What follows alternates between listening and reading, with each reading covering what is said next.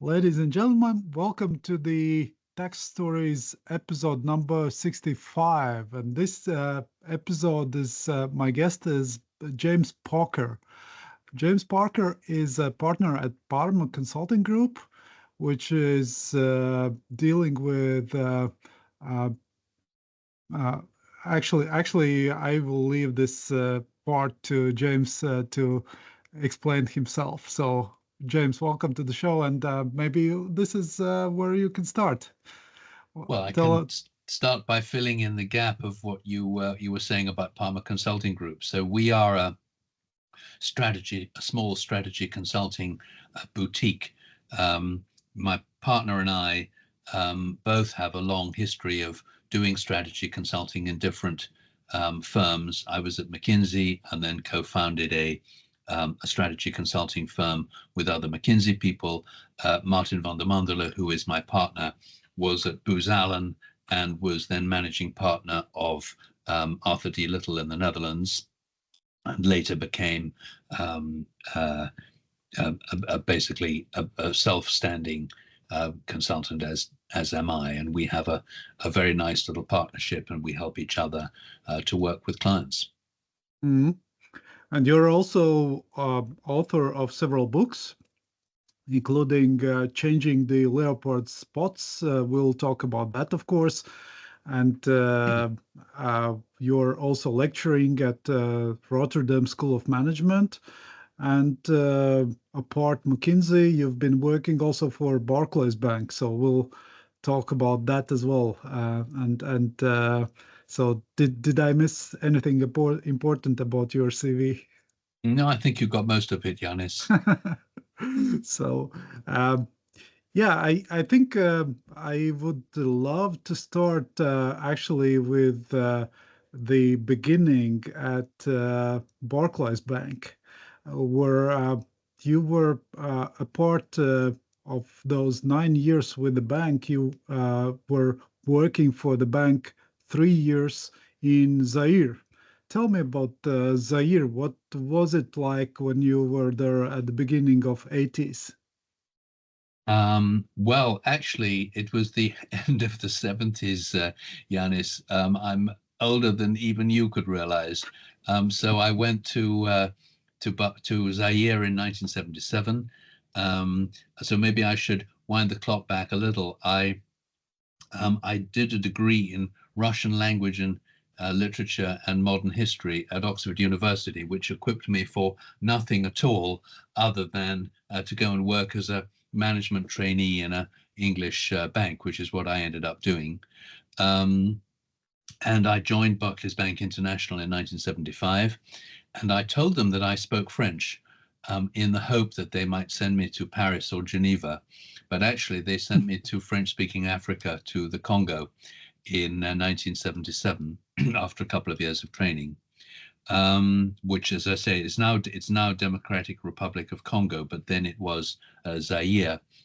Um, and it was an interesting time because we had a couple of wars in Zaire at that time, mainly from the old the guerrillas who were hiding in Angola and run by the financed by the Russians. They came and tried to overthrow Mobutu in 1976 and 1977. Um, no, sorry, 1977 and 1978, because the first attempt was 77. That was quite low key.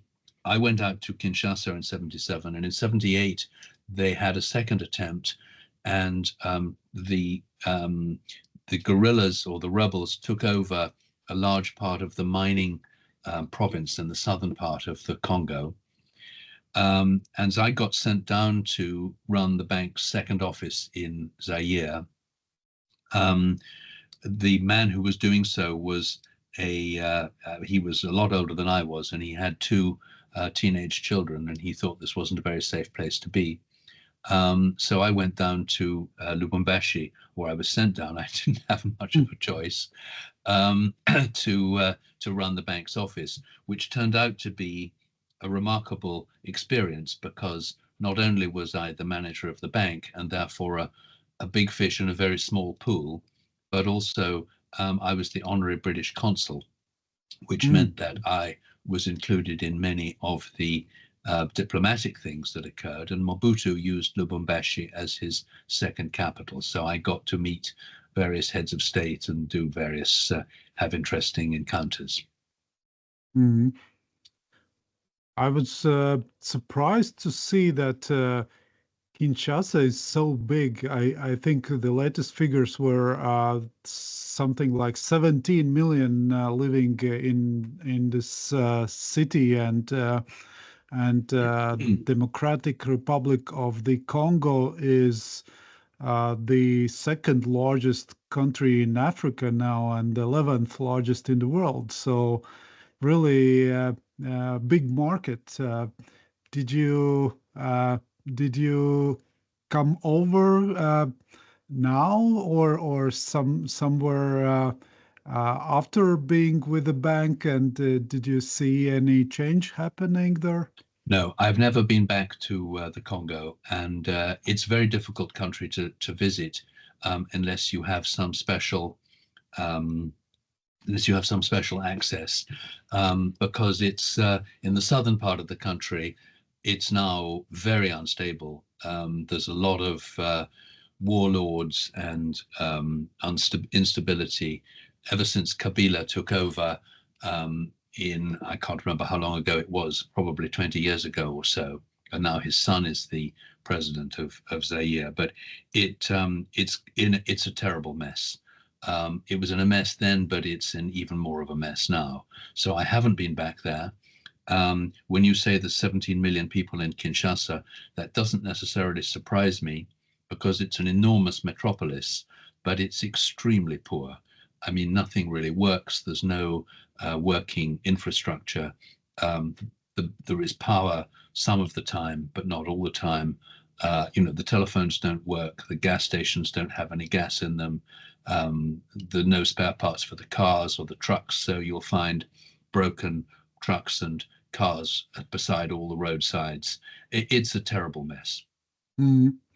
But how do you explain this terrible mess? Because of this corruption, or because of the civil unrest, or maybe taxation? Maybe this money in the wrong hands goes to offshore jurisdictions still. Well, I think they're all related to each other, Yanis, but Mm. you're right that the core of the problem is a problem of corruption. Mobutu ran what I think people called a kleptocracy, meaning that it was basically run by a bunch of thieves. And it was no accident that Mobutu was one of the richest men in the world. There certainly wasn't any tax paid by anybody in Zaire. There's no real functioning bureaucracy or functioning government.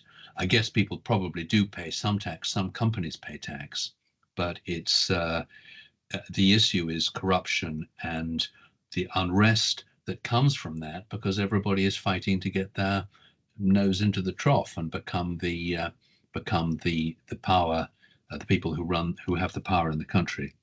Mm-hmm. So, like many African countries, but I think Zaire is probably the worst example. Um, Zaire is one of the richest countries in the world. I mean, there is an enormous resource in Zaire of every kind of mineral. I mean, everything from coal and copper through to diamonds and cobalt, lithium, all of the things that we need to run our society can be found in the southern part of the country in Shaba province. And it's a tragedy that it is so incredibly poor, or the people are so incredibly poor, and all of the money that's made goes straight into the hands of the people who run the country. Mm. Do you see some quick fixes No. because of this mess? Probably the pillar two will not fix this at all. I guess. I know that this is ultimately a podcast about tax stories, and I wish that I could bring the subject round to tax for you, Yanis. But in the Congo, tax is really not the issue. Yeah. And if there was any tax, it'll be paid straight into the pocket of the people running the government. I mean, to give you an example of how this used to work, Zaire used to have a telephone. I mean, there was a telephone link between Zaire and Belgium. So all calls that went between Zaire and the rest of the world had to be channeled through the ancient colonial masters, Belgium. And of course, Zaire wouldn't pay the bill to Belgium very often. When they did, there would be a brief moment when the the international telephone lines would be working. And then what would happen is you could make a telephone call, you'd be connected by an operator in in the central telephone exchange, and you knew that half an hour later that operator would be knocking on your door to get some money from you. So actually, it was private enterprise that was running the telephone exchange. They were connecting. You weren't actually paying money to the telephone company at all. You were paying money to the people who would connect you through the telephone company. And I think the same thing would be true of the tax. Another example would be if you posted a letter in a public post box, then the postman would take the stamp off your letter, throw it away, and resell the stamp to somebody else. So, I Oh, wow. mean, there is no infrastructure, there is no rule of law, and frankly, I don't think that tax is the issue in the Congo. Right. It's a pity because it's such a huge market. So probably it would be a great business opportunity for many businesses, actually. It would Yeah. be and could be, and it's everything to do with governance and corruption. It's Mm, that is the root cause of everything which is wrong yeah. with Congo. Yeah. But while in Zaire, you wrote a book about the time you spent there. If I remember correctly from our previous discussions, what was in the book? Well, actually, Yanis, I did write the book, but it was quite some time after I left Zaire. Yeah. I had a lot of stories from working in Zaire that I would tell to my family and my wife. And at a certain point, she said to me, "You have to write these stories down because otherwise they'll be lost."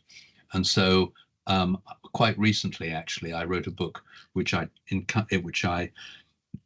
entitled Tales from Zaire, and or African Memories. And so it's a series of little anecdotes of things that happened to me when I was there. It's not a serious book, but they're all well, I like to think they're amusing stories about things that happened when I was there. Mhm. Would you like to share some of the story with the listeners? Well, one of the stories was the story. So I'm sitting in the bank office in Lubumbashi, and but to give a bit of background, the story is called the Mercedes-Benz, and the Mercedes-Benz was a kind of ultimate status symbol for the Africans. Um, in fact, in Kinshasa, at the time that I was there, even though it was one of the poorest cities in the world, and now we come back to corruption, there were more Mercedes-Benz cars in Kinshasa per capita of the population than anywhere else in the world at that time. I don't know if that's still the Mhm. case. Um, but so I'm sitting in Lubumbashi in my office in the bank, and the chief clerk comes in and he says, I'd like to borrow some money to buy a car. So I say, okay, that's fine. What kind of a car and how much money do you want to buy? He said, I want to borrow 600 Zaires, which in those days, the official rate of exchange was about $600. And in the unofficial exchange was about $200. So quite a small amount of money. And he said, I want to borrow 600 Zaires to buy a Mercedes. Mm. So I said, I can't believe that you can buy a Mercedes that would work for $600. To which his answer was, as if it was self evident, no, of course it doesn't work. I want to buy it to put it in front of my house. All right. So Uh, some nice story. there were a number of the stories are around on that sort of theme. They're things that happened while I was there. Right. Is it published already? It was published in a small edition, and I've been giving it to my friends. And if I haven't given you one, Yanis, I'll send you a copy with pleasure. Right. Thank you. Uh, you mentioned Russian literature studies at Oxford. Where does the interest come from? Well, it started with the conviction that I picked up from my father, actually, that university study was not about teaching you to do something useful. It was about teaching you to think and teaching you to learn how to learn. And so it never occurred to me that I would need to do something more practical at university. And I think when I was in England, we have a system of, in those days, we had a system of O levels and A levels. So O levels was your kind of general education. And I think I did 14 O levels when I was 15 or so. And at that point, you start to specialize. And actually, what happened is I'd done 4 O levels when I was 14 and another 10 or so when I was 15. And in the year in between, I had an opportunity to take up a foreign language and do it to O level. So I was offered German, Spanish, or Russian, and I thought Russian was by far the most exciting thing to do. So I joined a small group, and we learned to we learned to do Russian to O-level standard. In fact, I kind of came top of the class, and I enjoyed doing it so much that I went on and did it to A-level.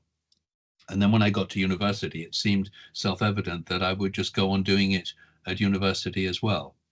By then, I'd become very interested in Russian literature, and it just seemed a very interesting thing to do. Mm. Do you regret from today's perspective? What, having been connected to Russia? No, Well, I mean, apart the politics, but was it worth going this way?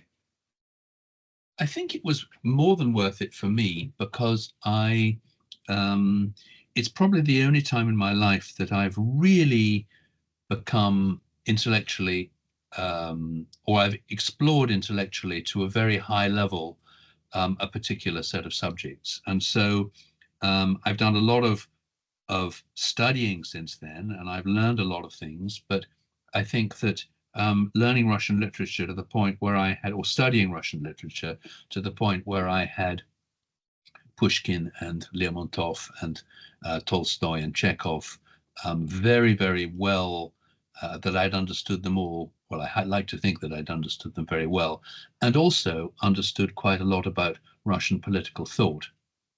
Um, Mm, I think it's given me a basis, not necessarily because of what I know, but because of what I learned about learning when I was doing it. mm.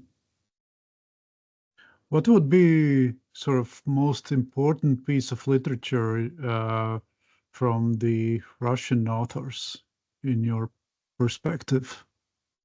Well, the thing is that Russian literature between 1825, which is when Pushkin started to write, and the Russian Revolution in 1917, is actually concentrated in quite a small number of writers. I mean, there are not that many of them. So it's possible to study pretty much the whole canon of Russian literature between 1825 and 1917.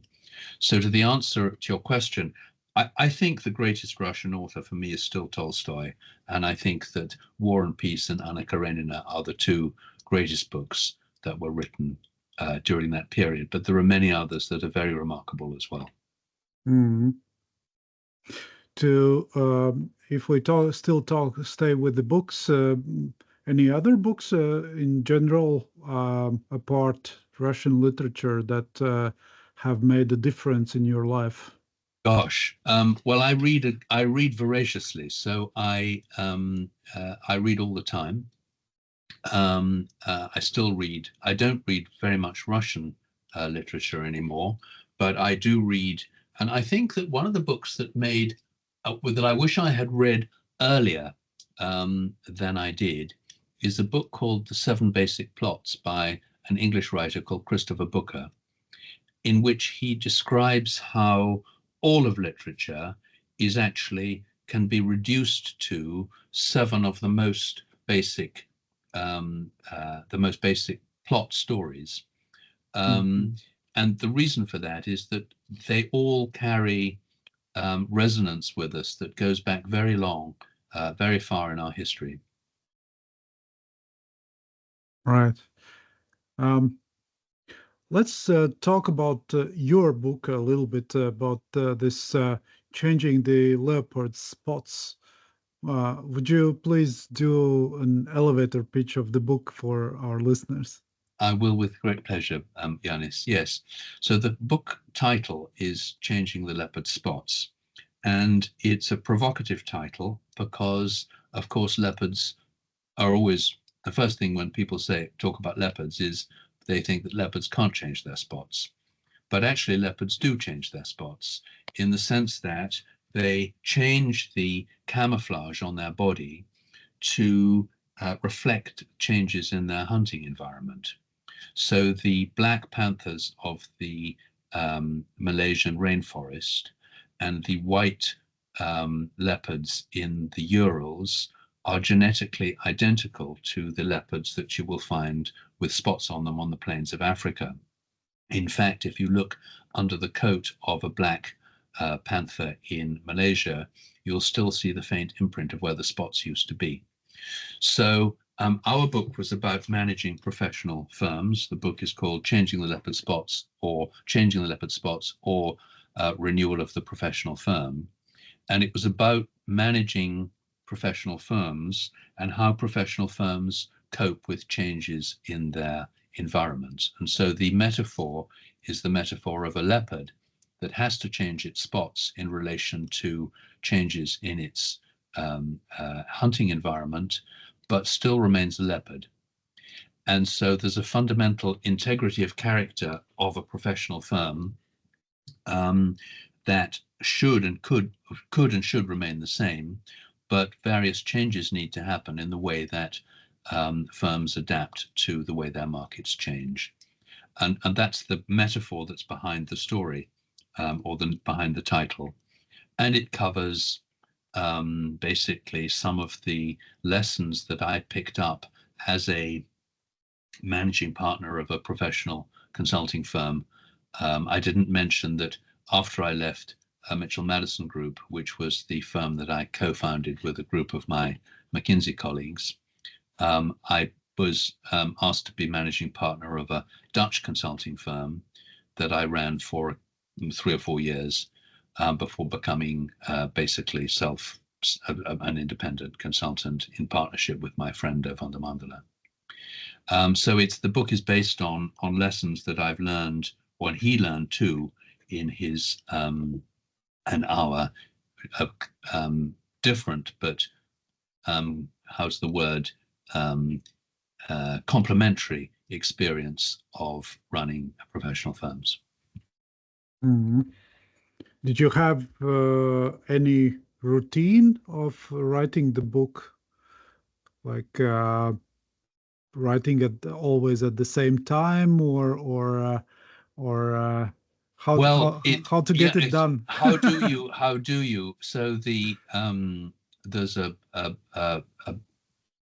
quotation that I bear in mind whenever I try to write, which is from an English writer called Kingsley Amis, who said that the first secret of good writing is the application of the seat of the trousers to the chair. So you have to sit down and do it if you want to make it happen. And so yes, there was quite a bit of discipline attached to doing it, and I took some time off. It turned out that the consulting, it was after the financial crash of 2008, and the strategy consulting was not the most prolific activity in the world at that moment. And so I took a bit of time off, and I actually tried to write my 2,000 words every day, starting in the morning until I'd actually finished it. And the book is something like 120,000 words. So you can do the math. And of course, it took more than 60 days to do, but it was, I think, within 3 or 4 months, we managed to write it. All right, that's fairly quick. Yes, it was a Yeah, very intense effort. yeah. And I read somewhere that before writing the book, you got your inspiration for this Harvard course, Leading Professional Service Firms, which I think it says in that article that the course seemed too American and theoretical, and that was sort of inspiration for the book. Is that right? Well, it's partly correct, Yanis. In fact, what Mm, happened is that we felt that if my partner and I felt that if we were to write a book about professional services, we should make sure that we understood what was already out there. And so it wasn't me, it was my partner who, at our collective expense, went over to do the Harvard Business School course in professional services. And you're right, he came back, or we both came back, saying it's a wonderful course. It's extremely interesting, but we wanted to write something that was a bit more pragmatic. And in fact, as a result of that, we persuaded the Rotterdam School of Management that we would set up a leadership of professional services firms course in Rotterdam, which we did 2 or 3 times. I think quite successfully. The difficulty is that the Dutch market is just too small. And the other problem is that the Harvard Business School course has such a prestige that if you're a partner in a law firm in Amsterdam, you want to go to Harvard as a special reward of your partners sending you off there. If you don't really want to go to a course in Rotterdam. It's not the same thing at all.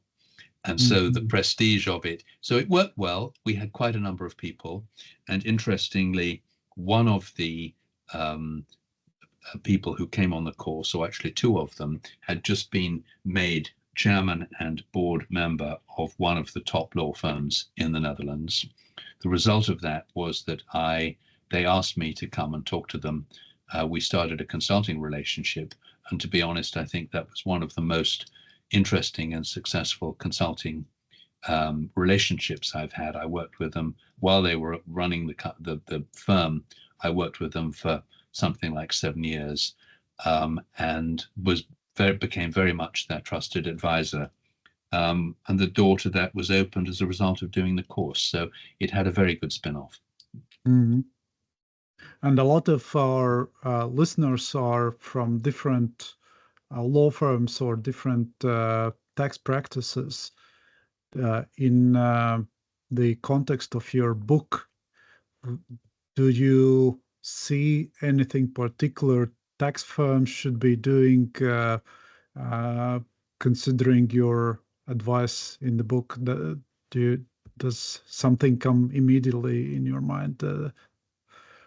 Well, I mean, I think I can pay a compliment back to the tax firm that I know best, which is WTS Global, because I actually think that most of the member firms of WTS Global that I have had the experience of working with are doing most things right. Um, I think the first point that I would make is that um, professional firms need to acknowledge that they operate in two markets, not one.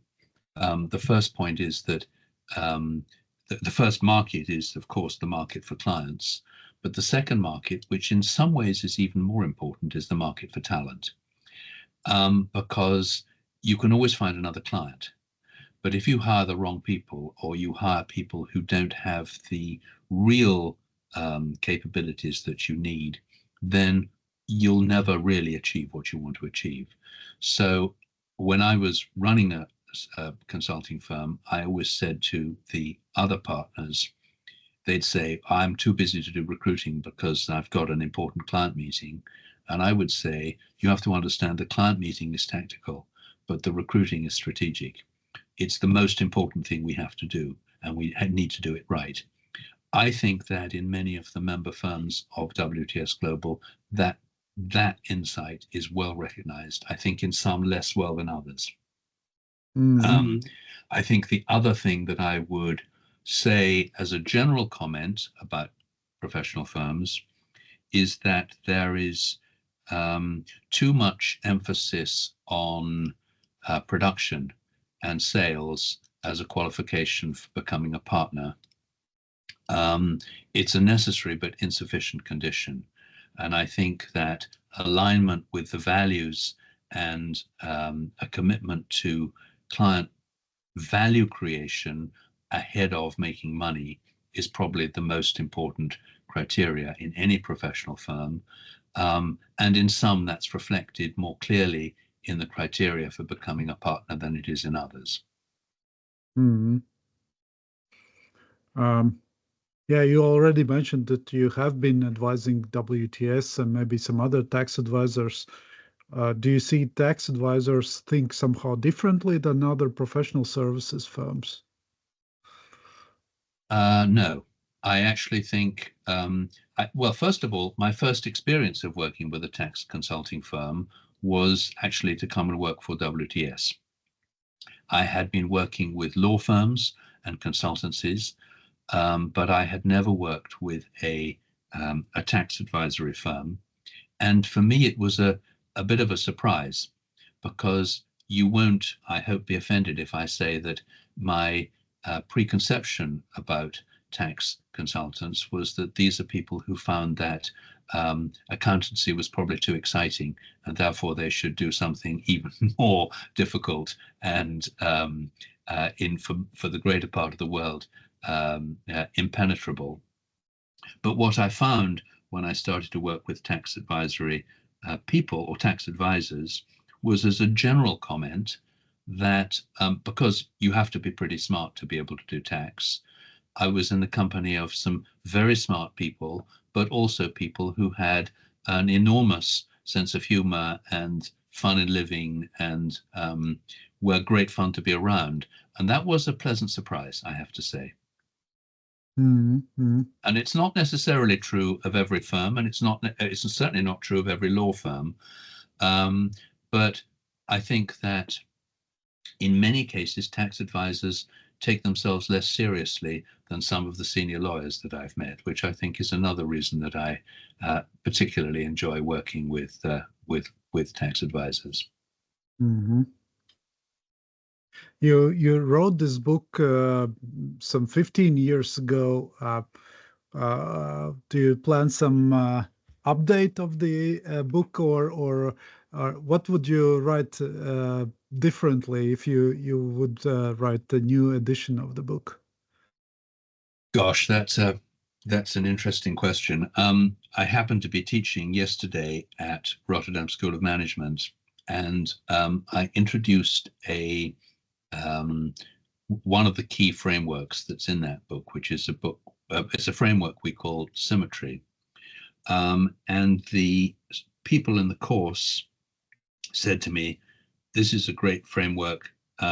You need to write another book about it."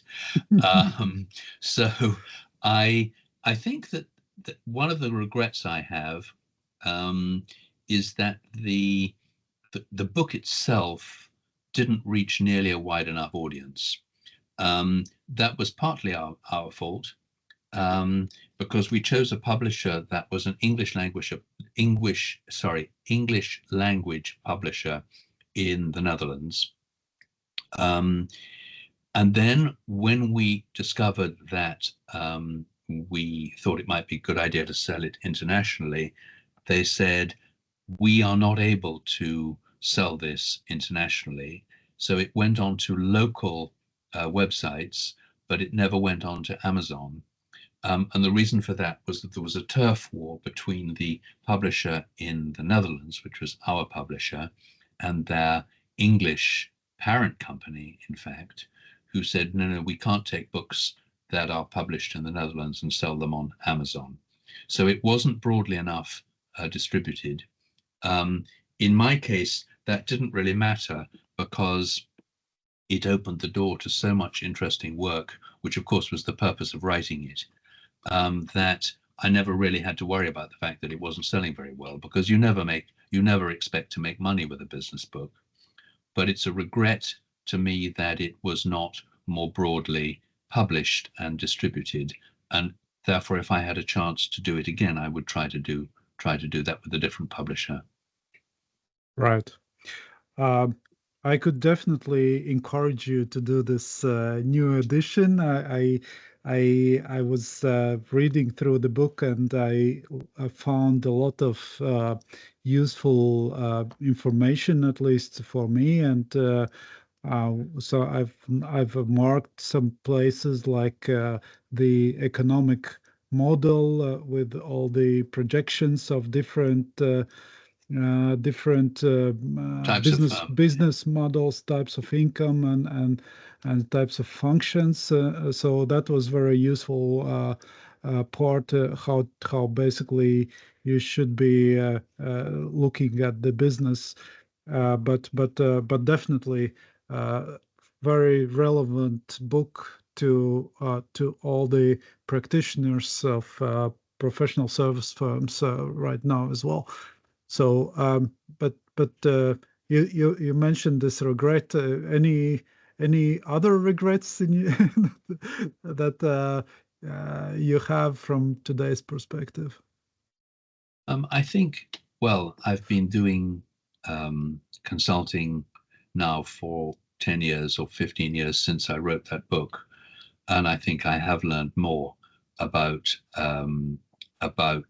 running a professional services firm than I knew at the time. So yes, I think there is knowledge and experience that I could bring that could be more relevant. And I think maybe one thing I didn't pay enough attention to is really what is the difference between a professional advisor and a professional services provider and a trusted advisor.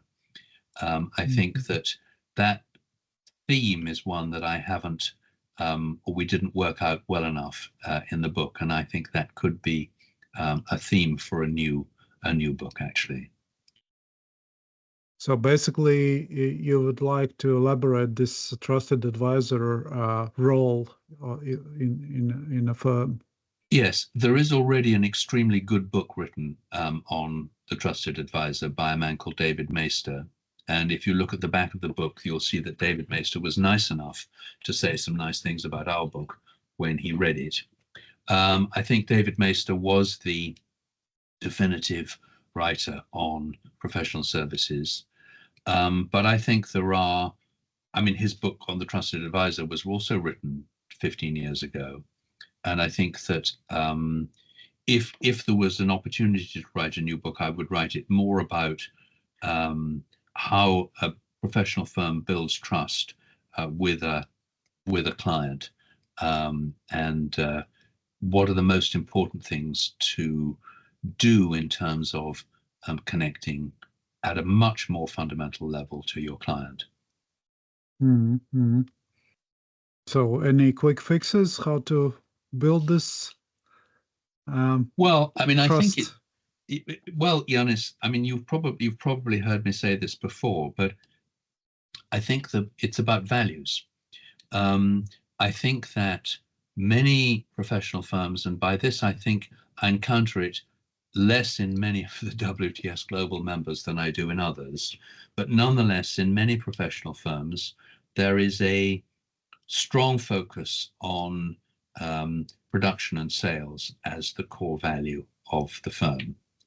And of course, let me give you a different example of this. I did some work with a large Dutch company, and one of the other major consulting firms, and I can't possibly tell you which one it was and it was not, it was one of the big four, so I can tell you that much.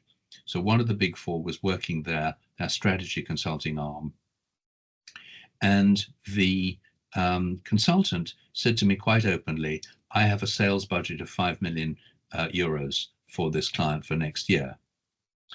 And I thought, the notion that you would have a sales budget for your client for next year, I mean, it should be an agenda of issues that you want to tackle with the client, not how much you're going to sell them. And I think that is at the core of the message that I would give to my, if I was going to write another book about being a trusted advisor, which is that the great thing about being a trusted advisor or putting your client's interest first is that if you create value for them, they actually end up paying you a lot of money, which is good. And I've got nothing wrong with making money as a professional firm. But I think if your primary objective is to make money as opposed to create value for your client, then that fundamentally informs everything about the way that your firm operates. Mm-hmm. It informs how you promote and value performance. It informs how you relate to each other. It informs how you work collegially or less collegially with other senior or less senior people within the organization, how you compete for resources, and so on. And I think that if your primary value is to deliver um, your primary objective is to deliver value to your client, then you behave in a different way and your firm is run in a different way. And in the end, you probably end up being more successful financially than you even would be if finance was your primary objective. Right. Um, I recently spoke to a tax partner of a leading law firm in Western Europe, and he said that they started to thrive after cutting the tail. Do you think that's a good strategy? Sorry, what do you mean cutting the tail? Getting rid of smaller clients, smaller engagements, and just focusing on the bigger ones. Well, I think it depends what kind of a firm you are. But when I took over as managing partner of Bohr and Crone, which was the Bohr and Crone Corporate Strategy, which was the consulting firm that I ran in the Netherlands for a while, one of the first things I did was an 80-20 distribution of clients and client revenues and client profitability. And what we found, not surprisingly, was that there were something like 10 or 15 clients that were accounting for 70% of our revenue. But this was a small firm, we had 200 clients. We were working for 200 different organizations, and yet the 50%, so 100 of those clients were accounting for less than 5% of our revenue. So that simple analysis said that if we could be more focused in building and preserving the relationships that really mattered to us, we would create much more value for the clients because we'd get to know them that much better. And of course, we would end up doing more interesting work for them and ultimately making more money. So it's a difficult question because if you've been serving a bunch of small clients, it's difficult to say to them, look, we've become too big and important to pay for you now, to work for you now, so you can go off and find your own solutions. That is not a good look. So what you want to do is to think about what kind of work you bring in, what kind of work that comes in to the company, and over time find a way of creating a better fit with the client and the type of firm.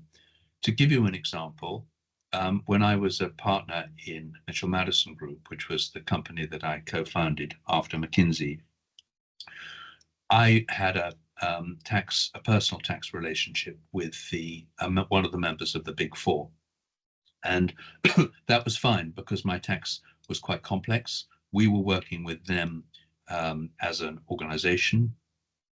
When I left them, I carried on working with a Big Four company, and I was far too small for one of the Big Four. So what happens? I ended up paying an enormous amount of money to be served by a junior tax consultant who actually knew less about tax than I did. Mhm. It was just not a good fit. And I think that I then found my way to a small tax boutique in the Netherlands who look after my tax and have done so ever since.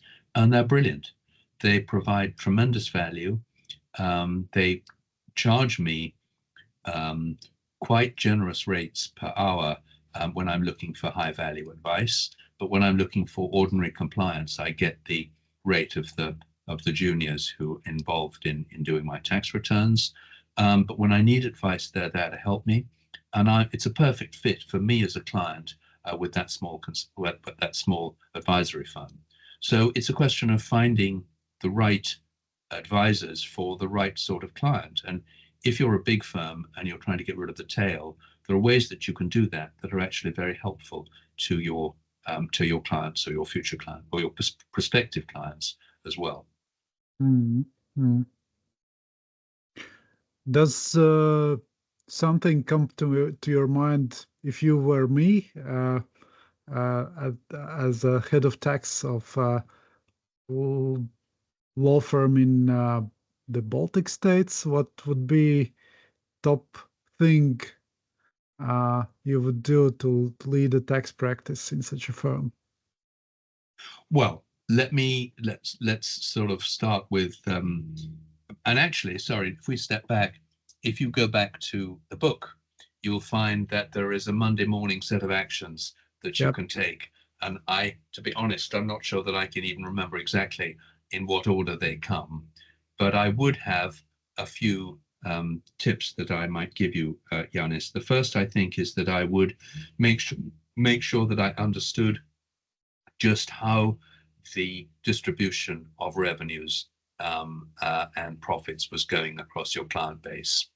And that's it may be in contradiction to what I said about not being financially focused, but you need a financial discipline and you need a strategic discipline. So you need to know that you are serving the right clients on the right kind of issues. So that I think is the first thing I would do. And I would check if there is a long tail of small clients that you're serving that are not bringing you much value. The reason that that is important is not so much that they're small, but it is that your people in working on those clients are not working on the big clients that matter to you, which means that there's an opportunity cost which is far larger because you're wasting resource on small clients or clients that don't necessarily fit with what it is that you're trying to achieve. So that's the first thing that I would do. The second thing I would do is I would check whether you are managing your people in the way that attracts the best possible talent that you can get and then develops it. And I would see whether it develops the best people. So I would make sure that your if I look at your staff, I would see what sort of a distribution of performance ratings you're getting, whether your best people are being properly recognized and compensated, whether you're providing the right development opportunities that allow you to attract the best possible people for the future development of the firm. I'd look at things like whether your partnership election process really brings the best people and provides the right motivation to the best people to become partners in your firm. So I'd look at who your clients are. I'd look at how you're managing your people, but I'd also make sure that you're clear that everybody's nose is pointed in the same direction in terms of what it is that you're trying to achieve. So does everybody know what it is that Serenan really aspires to do, and what it is that makes you special and why they would choose to work with you and for you rather than work for one of the other more obvious firms, perhaps in the Big Four or other tax advisories.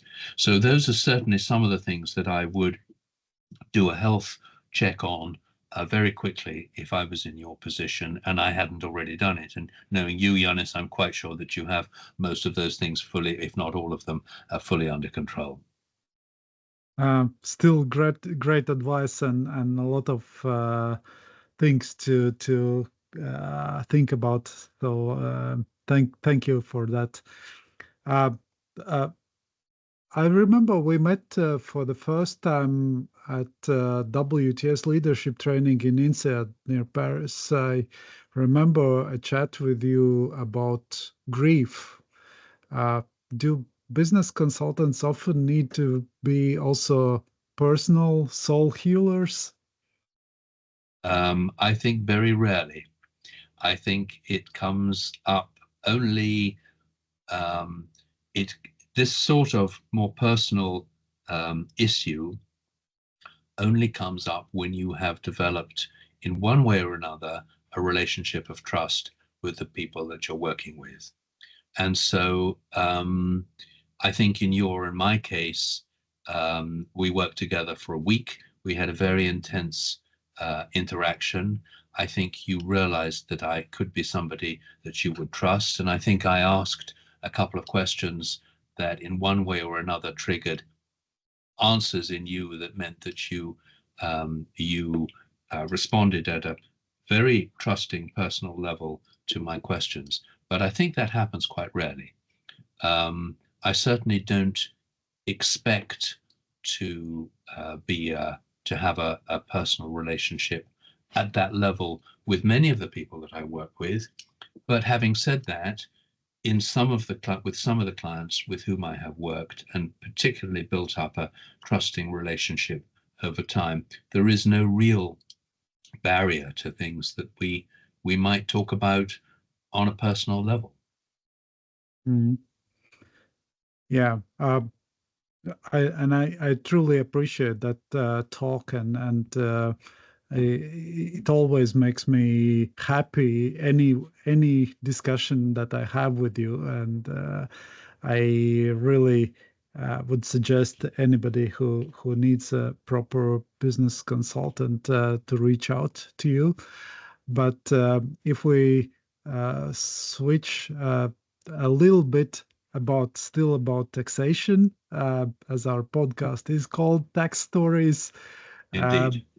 I realize of course, you're not professionally very close to the topic of tax, but have you come across any interesting situations related to tax? Maybe while managing the bank in Zaire or somewhere else? Um, that's a good question. I'm trying to, well, in Zaire, of course, tax was not really an issue at all. Um, but it was not part of our, it wasn't, I mean, I was manager of the bank, but I wasn't really having to worry very much about tax, partly because we were not making large profits. And in fact, if I step back from it to put the thing in context, when we were in Zaire, we were dealing with a local currency. So we were dealing in the Zaire. Um, when we made profits, which we did, we couldn't repatriate them anyway, and everybody understood that. The reason that Barclays stayed so long in Zaire was at that time there was still a lot of negative public relations in relation to Barclays' South African holdings, and the fact that people felt that by having a successful bank in South Africa, Barclays was in some way supporting the system of apartheid.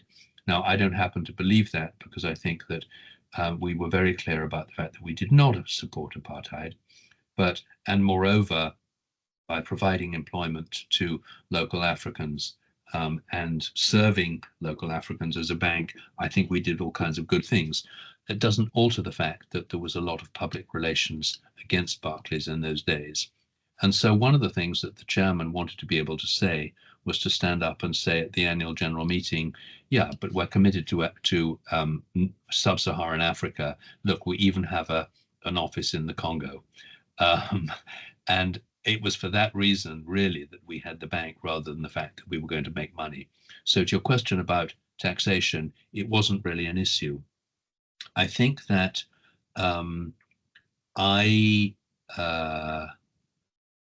if it's a regret that I have, I think that when I was working as a corporate banker in Canada, which is what I did before I went to join McKinsey, I think there were aspects to taxation, and particularly in those days, we used to do a certain amount of aircraft finance, which I didn't do. I never got into that, and I never had the specialization.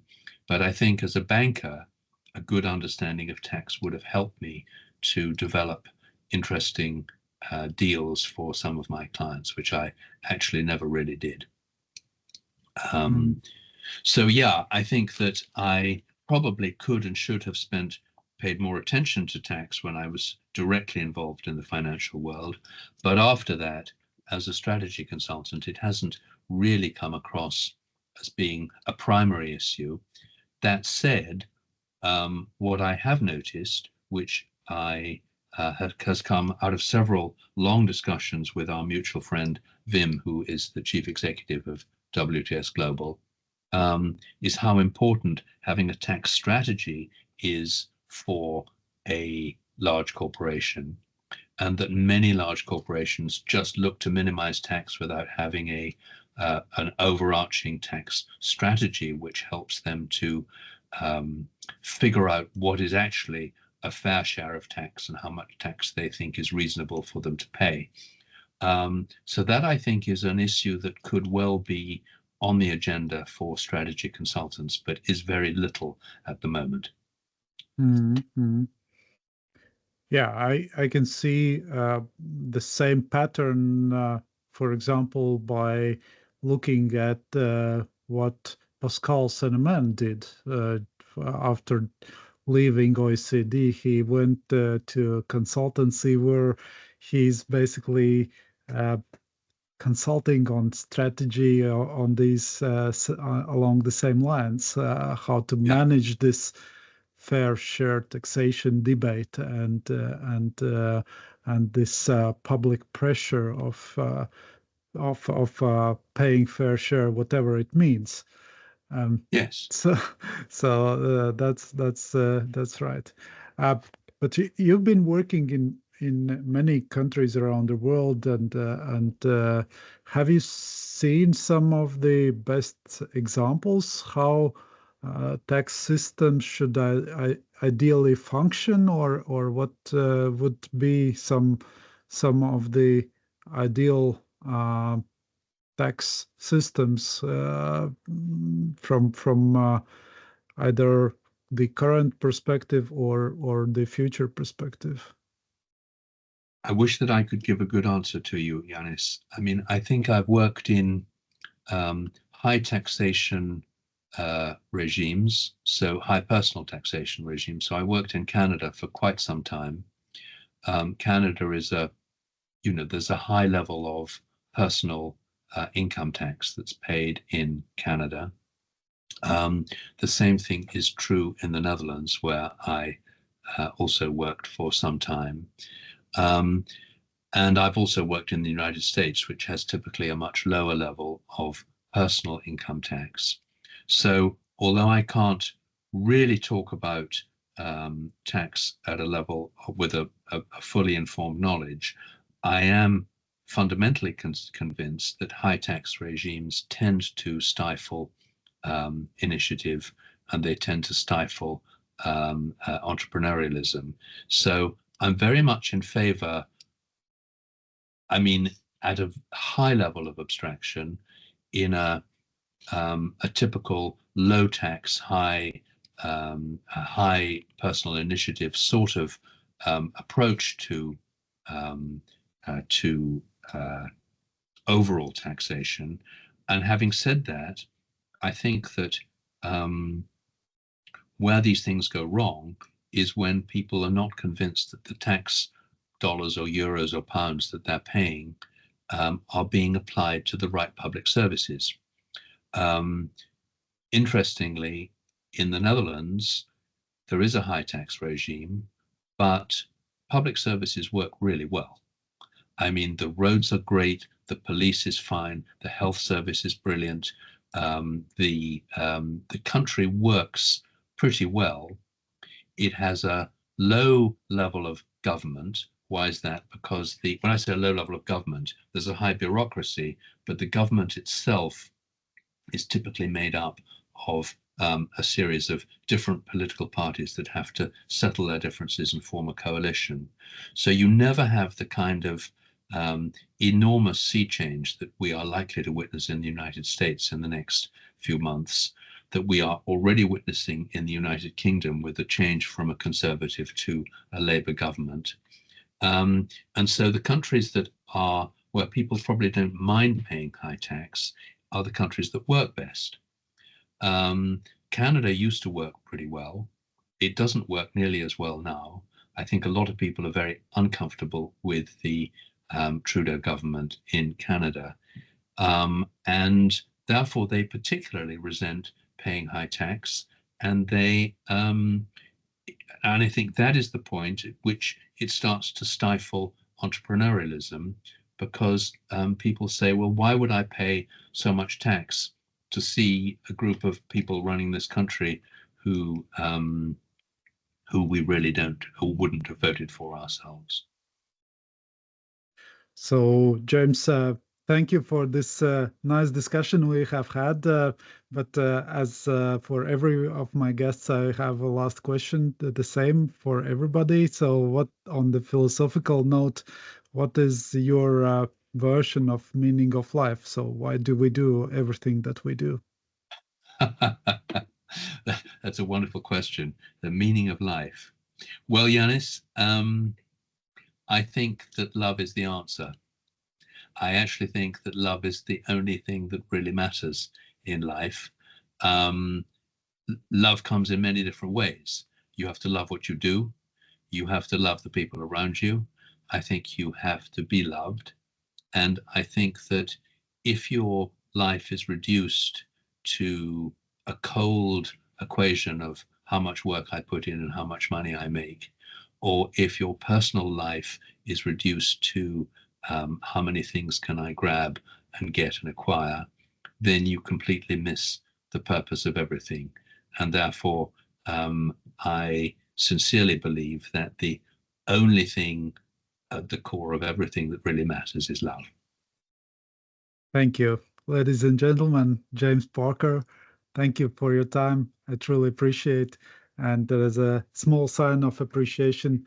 There is a mug. I will send it to you that it says I've shared the tax story. So Lovely. I look forward to thank getting you. it. Thank you, Yanis. What a pleasure.